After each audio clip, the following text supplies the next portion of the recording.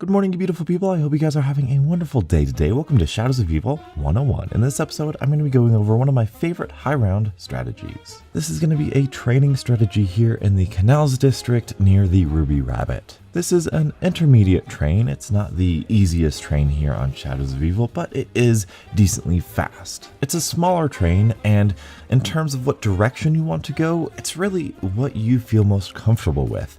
I've seen a lot of people go counterclockwise. I've seen some people go clockwise. Me, myself, I like to do a little figure 8. You'll see it in the gameplay behind you. I like to walk away from the M8A7, kind of hug the left side, kind of do a figure 8, turn back around, kind of hug the right side where the staircase is going to be, where the M8A7 wall by is, kind of do another little loop there. It's a really nice tight little train, and it's pretty safe if you do that. At least the way I train zombies, I find it to be decently safe.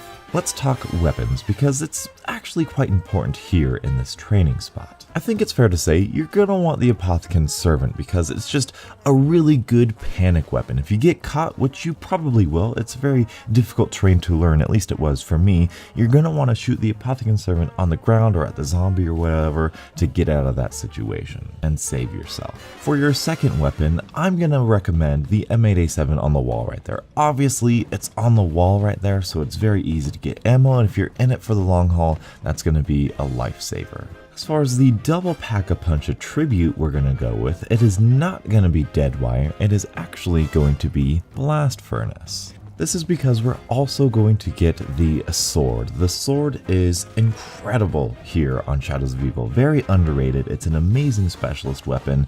You just take it out, whip it out, and then it kills zombies as you train, as you go. It speeds up the rounds. It's absolutely amazing. However, it does not get recharged by Deadwire. It only gets charged by, well, things other than Deadwire, like Blast Furnace, and I believe Thunderwall as well. Fireworks and turned don't count, so Deadwire, fireworks turned don't count, so Blast Furnace or Thunderwall. But Thunderwall is kind of crap, so Blast Furnace. For perks, you're going to need Quick Revive and Juggernog, of course, and you are going to need Stamina Up. At least I am going to need Stamina Up. When we're working with a train this small and this close together, I really like Stamina Up to shoot those gaps and to make it a little bit more comfortable. But apart from that, it's really your choice. If you like Widow's Wine, you can get it. There's a machine here for it.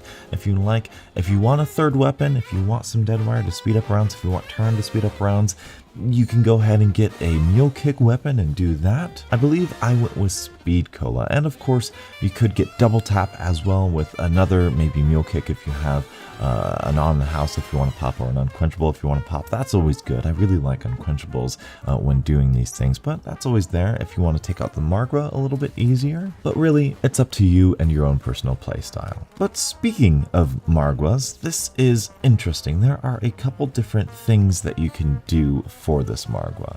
Worst case scenario, I will take my train and the Margwa down to the Rift area, the subway area, and I will train around there because that's a very easy train and it's very good for taking out Margwas, because even at their fastest speed, they don't necessarily catch up with you all that easily. It's much easier to take care of the Margwas in there than it is in that really small close quarters area. The second way of dealing with Margwas is actually going to be Pop Shocks. Pop Shocks is amazing. There are 5 knives that you get with Pop Shocks. That means 5 Margwas that you don't need to worry about. And finally, the last way of dealing with the Margwa is taking the Margwa towards the Civil Protector area, calling in the Civil Protector, and the Civil Protector will then stomp and kill the Margwa. That's kind of not consistent for me, so that's why I put it here last. But other than that, that is my high round strategy for Shadows of Evil. I like the train, I like the speed, I like the wall by right there. This really is one of my favorite places to train in all of Call of Duty Zombies. The Margwas aren't that bad to deal with. The bug rounds are fantastic. The Wonder Weapon's great. Both of the Wonder Weapons are great. You got the Civil Protector. There's a lot of good stuff about here, so hopefully this guide has helped you out. Thank you guys so much for watching. Until the next absolutely beautiful Zombies morning. I'll catch up with you guys later. As always, stay beautiful.